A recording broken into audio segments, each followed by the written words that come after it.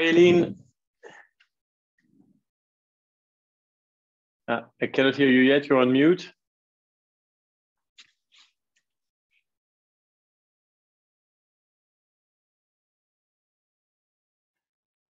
Hello, Ellen. Ellen is on mute for now. I think she's looking for. Here I am. Okay, great. Hello, everyone. We can hear you well. Likewise, good to see all of you, and thank you for joining. So let's wait a little bit for people to join. Hello. How are you? I'm good. How are you? I'm wonderful, thank you. It's a beautiful day in Liberia, extremely hot but sunny. Wonderful. Hi, Ellen. Hello, Ellen. How are you? Hi. Ellen, would you like me to present your slide, or do you prefer to do it yourself? To share the slides? You can go ahead and share the slides. That's fine. Okay, cool. Thank you. I will do my best to follow and share the slide at the right time, but if you want to jump to the next one and I don't, let me know. I will.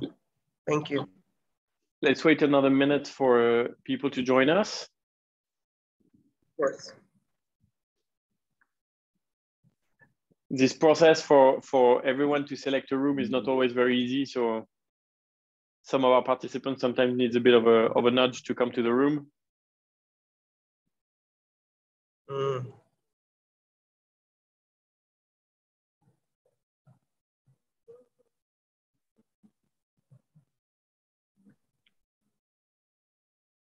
Okay, maybe we can get started. So this is the room with Elaine Pratt.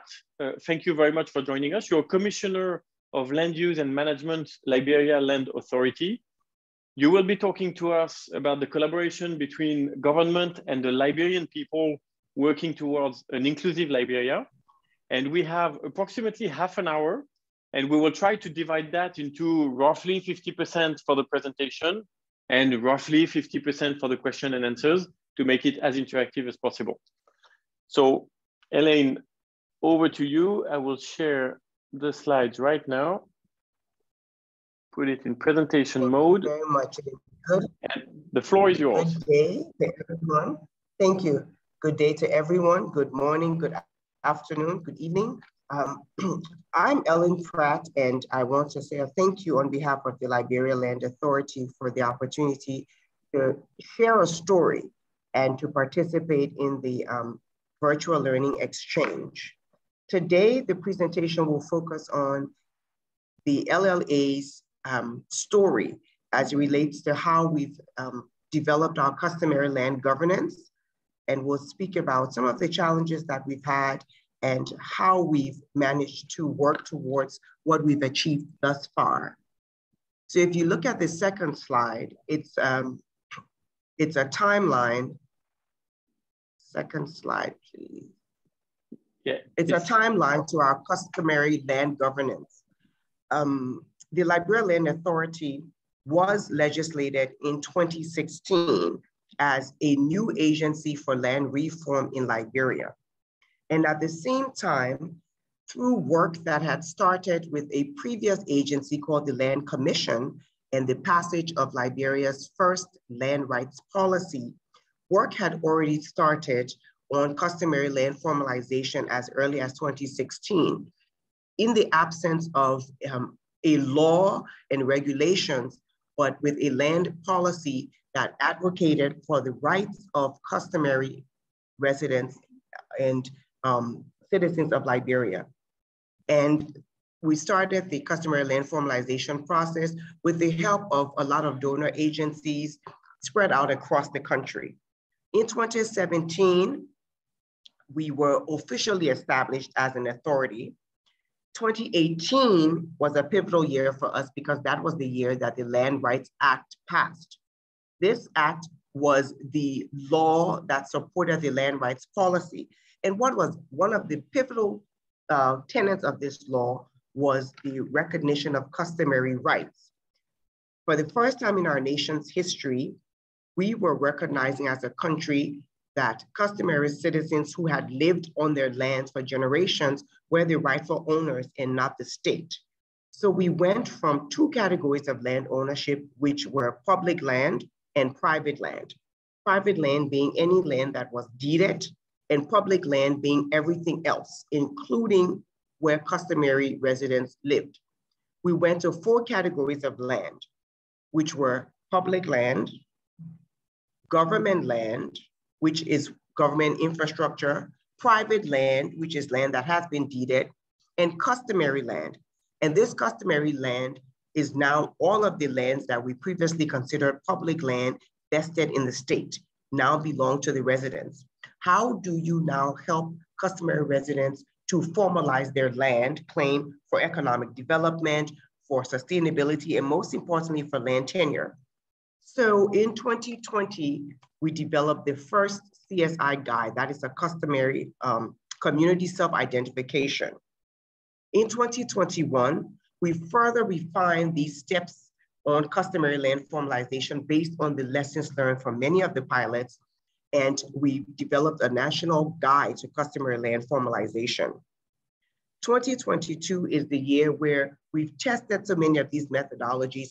We now have some guidelines in place. We need to finalize on more specific guidelines as it relates to the steps in the process of land formalization. We need to develop new guidelines as we respond to additional challenges as we go through the process of working with our customary communities.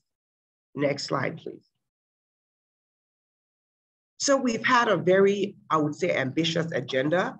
This is a map of Liberia. We have 15 counties, and to date, customary land formalization activities are ongoing in 11 of these counties. This is a really good step in the right direction, understanding that 80% of Liberia's land is held in customary ownership. So it would be best if this entire map was blue and showing that there's interventions in every county. But for a host of reasons, including capacity and funding, we are now in 11 counties and a total of 156 communities, where some step of the process is being implemented. The next slide will show a few more details. The next slide, please. Sorry. So this slide. There's a bit of delay, I'm sorry. Okay, I'm sorry. This is perfect. So I've talked about this customary land formalization. In Liberia, we've developed 6 steps. And at one point, we had 10 steps in our refinement of the process and streamlining of the process and making it easier for communities and donors and supporters to work with these communities. We now have 6 steps. The first one is a self-identification. And to date, about 76 communities have gone through some part of that process. The next step is the development of community governance structures, which include bylaws and the constitution of a development committee. About 28 communities are in some phase of that process. The third is boundary harmonization. This is where communities now work with their neighboring communities to agree on the boundaries as a prelude to the next step, which is a confirmatory survey.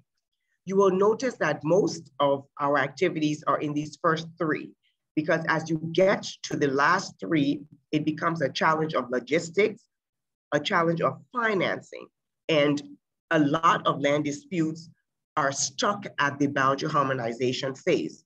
So to date, 16 communities are in some form of the confirmatory survey. 5 have developed land use and management plans, and only 3 have actually gone through the full process for the issuance of a deed. This tells us that we still have a lot of work to do in customary land formalization, a process that is now going on 8 years old, and to date, we have less than 5 communities that have completed the process. So what do we need to do as a government working with the people? The question we wanted to answer is what approaches can help achieve agreement between government and indigenous peoples, or in our communities, our customary communities, on rights, and what is the experience of the land authority? So for us, one of the first approaches is political will. as a government body, we cannot advance most of these issues if we do not have the political backing and the political will. And I will say that a plus for Liberia is the political will is there. You see it evident in many of the actions that the government has done. If you go to the next slide, I will expand on some of them. This is the president signing the Land Rights Act in 2018. First, you established a land authority in response to this challenge. And the challenge was the disenfranchisement of customary communities, the lack of development in our rural areas, and poverty. So how do we start to alleviate poverty and secure tenure? Address the issue first, which is uncoordinated land use and management planning and land administration. The government created a new agency with the sole focus of being a one-stop shop for land administration. You pass a pivotal land rights law in support of customary land ownership. And then you start to develop very strategic partnerships with the national government and our donor partners to advance land rights. You also look at this multi-stakeholder platforms as a mechanism for coordination because the country has 15 counties and the experiences are different from one to the other. And in the absence of a decentralized structure, which I will talk about later, these multi-stakeholder platforms are very pivotal to being able to have a reach around the country. And then last but not least, the government and the Liberian Land Authority has passed a gender integration strategy, where we also realize that gender is central to land ownership and particularly women's land rights. Next slide, please. Another approach we see that is working and needs to be strengthened is open dialogue. Take the government to the people. In Liberia, we say you meet under the Palava hut. That is where people go to iron out issues. They go to iron out difficulties, differences as communities, as families. So what we've done is encourage this open dialogue. And the next slide will give some examples, specific examples of what we've done. You create an enabling environment where you are able to dialogue on these issues. A classic example would be the roundtables that were organized by the Land Authority and the CSOs to address the conflict between two of our laws. With the passage of the land rights law, it was perceived that there was a conflict with the community rights law of 2019. All parties sat at the table with legal representation, and we realized very quickly that the laws were not in conflict, but there were certain tenets that needed to be harmonized in order for us to continue to implement the land rights law. It took a simple dialogue with affected parties coming together at the table. We also realized that in this open dialogue and bringing government to the people, we must push the decentralization agenda. With the passage of the land rights law, we had our central office in Monrovia, which is our capital city. We have now, over the last 5 years, opened county land offices in all 15 counties. Some are stronger than others, but in our strategic plan, the focus is to build up the county land offices first at the regional level, and then making sure that all of our offices consistently provide the same service. Additionally, the establishment of county land boards is a further step in bringing the government to the people and cultivating the spirit of dialogue. County land boards are comprised of local citizens, private citizens, not in government, with specific disciplines at each of the counties. The county land board ideally should be gender balanced, should have the representation of business person, agriculturalist, natural resource expert, accountant, a legal person. This board works with the citizens and serves as a liaison with the land authority and the citizens that we serve in each of the counties. A third approach that we realized is to adopt an inclusive and collaborative approach. All are welcome. This is particularly important because with the level of patriarchy that we have, women are not at the table. That's one thing we've observed. But in a country like Liberia, where 70% of the labor force in the rural areas are women farmers, you cannot afford not to have women at the table. So some of the approaches that we've used. Next slide, please. We've included customary communities in the development of policies, legal and regulatory instruments. Each and every policy and guideline that we create starts with a roadshow, if you will, where we have regional, local consultations with customary communities and their representatives as we develop these policies. An example will be during the formulation of the land rights policy between 2011 and 2013. Our Land Commission worked with CSOs to carve out the tenets of that policy. And additionally, I will say that it was a consortium of CSOs, the LLA and donors working together to accelerate the passage of the law. When that law was first introduced to our legislature in 2014, we all took a step back because in our minds, it was such a good law that it would pass very easily.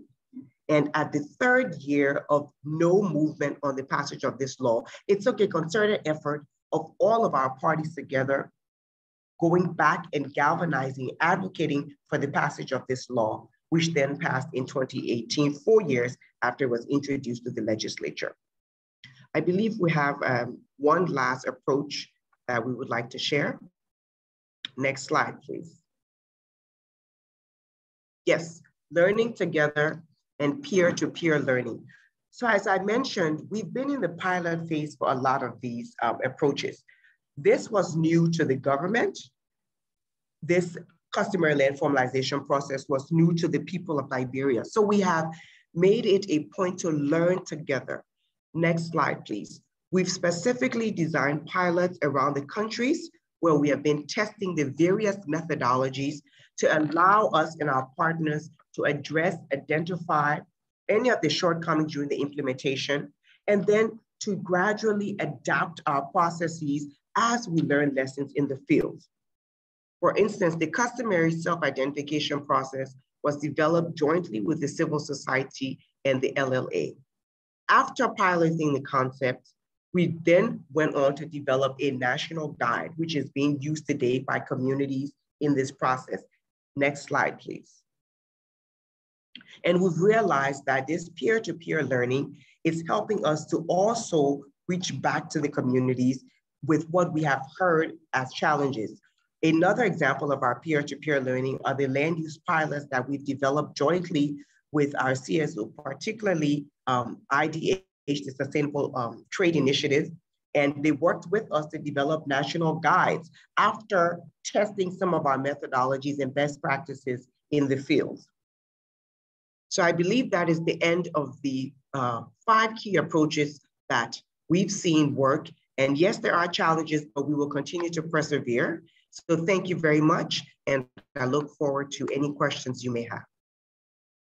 Thank you very much, Helen. This was really clear, really articulate. So thank you for that. We have 9 minutes left for questions. I can see we already have a hand up. Eric, go ahead. Eric, you're on. Sir. Yeah. Thank you so much for this great presentation. Yes, I have a question to Helen, and the question is about the approach. So I wonder, is there any need to a new approach to address intersectional aspect in such a patriarchal system, which is Liberia? Do you think you need a new approach to address intersectional problems around women? Thank you. So I think we have looked at some of these new approaches, and in learning about many of the challenges for women is one of the reasons why we developed a gender integration strategy. We are the first national agency to develop a gender integration strategy which advocates for mainstreaming gender throughout the land reform sector. So we have looked at new approaches to addressing that. That is one. A second approach we looked at is dedicated capacity development for women particularly, because we've learned from experience that many women, while they now have the protection of the law, while they now are able to own land in their own rights, they are not coming to the table as decision makers because they do not feel capacitated. And many women have been trained in rural communities to not speak when men speak. So how do you try to advocate for women on their behalf, but help them to advocate for themselves? And we realized that dedicated capacity building, advocacy training is needed for women to help them to have the confidence and to articulate themselves in a still predominantly male environment.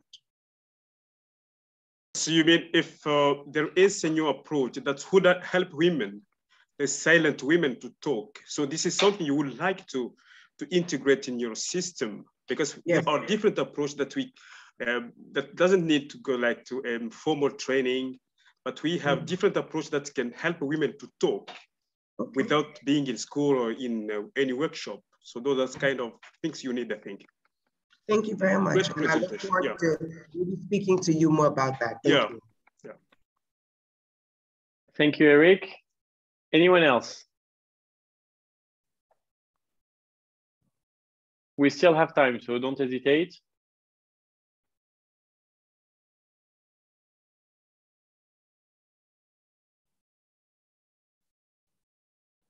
Any questions from Elaine, for Elaine? Raymond.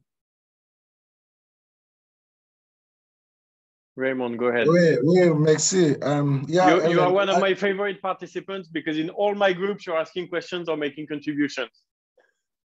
I have to make a contribution here because Ellen Pratt, we are connected somehow, as she has already been adopted as a Liberian. Cool. Yeah, can you say a little bit about the confirmatory survey or the band harmonization? What kind of conflict do we see is emerging in the field as this is being implemented? Because you said that is one of the key challenges, and we can see the number of communities that have arrived at that step as is very limited. So what are some of these challenges in terms of from the boundary harmonization and the confirmatory survey, and what is the strategy for LLA to accommodate those challenges and to expedite this process so that community can get their deed on time? Thank you. So I think one of our key challenges is just long-standing land disputes. We've gone into several communities where there have been land disputes for generations. Those types of disputes take a while to settle because they're intergenerational and there's a host of different actors at play. We've seen that as one of our primary issues. And because the scenario changes from ethnic group to ethnic group, from culture to culture, there is not one mechanism that has worked around the country. There are different methods that we have used as LLA, working with our partners, to address land conflicts. So in the absence of a one-type process, because it's not seamless across the country, there are different approaches that you have to take. And some of those approaches are not going to solve the issues right now because they've been so long-standing. I think another issue is in the absence of guidelines, many of our partners were doing different methods of trying to harmonize boundaries. So the messages were getting mixed. We may have one partner work in community A that adjoins community B. It's a different partner that works in community B. The message is not the same. One of the ways we addressed that early on is 2 years ago, we came together with our CSO and donor partners and developed an integrated communications campaign where we agreed that all of the information we share about the CLF process would be the same across all agencies, whether government, private, non-for-profit, etc. Another issue that we have is financial. Our law states that a confirmatory survey must be done around the country beginning 24 months after the passage.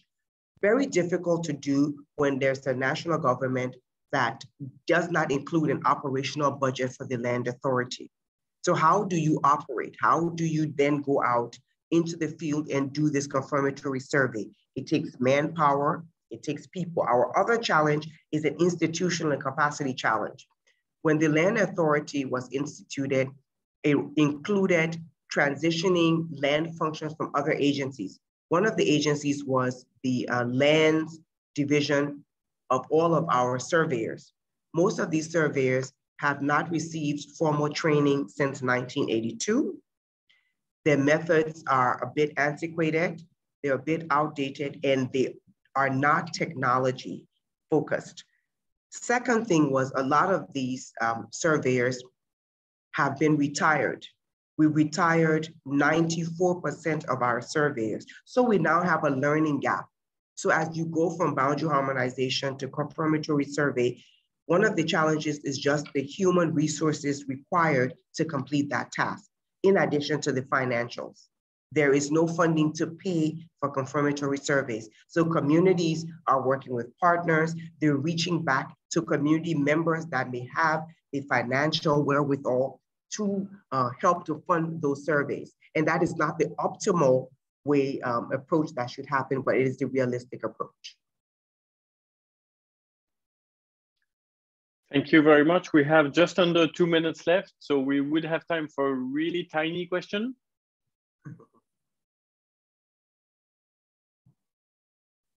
Anyone else? Yeah, Elaine? Yes, Ellen. So tiny question, tiny answer. So Ellen, if you want us to remember one thing from your presentation, what's the most important message you want to convey to us? And thank you. Thank you very much. An excellent question. That securing land for our customary communities for Liberia is the key to poverty alleviation, tenure security, and women's land rights. So we need to get it done. This was perfect to fit in the time we had. Thank you very much. Thank you. So in a minute, we will be going back to plenary. As a reminder, this presentation has been recorded and will be available on replay in the platform that we put in place for this event, as well as fields for comments. And there will be Elaine's email address if you want to reach out to her after that, or simply if you want to comment the presentation or ask more questions, feel free on the platform. And voilà, in a few seconds, we will be brought back into plenary, which leaves you a little bit of time to grab a coffee or go stretch your legs if you need before our next session in plenary. Thank you again very much, Ellen, and see you in a second in plenary. Now, I hope that there won't be another group asking for more time. I just had, voilà, Ellen has kindly put her email in the chat.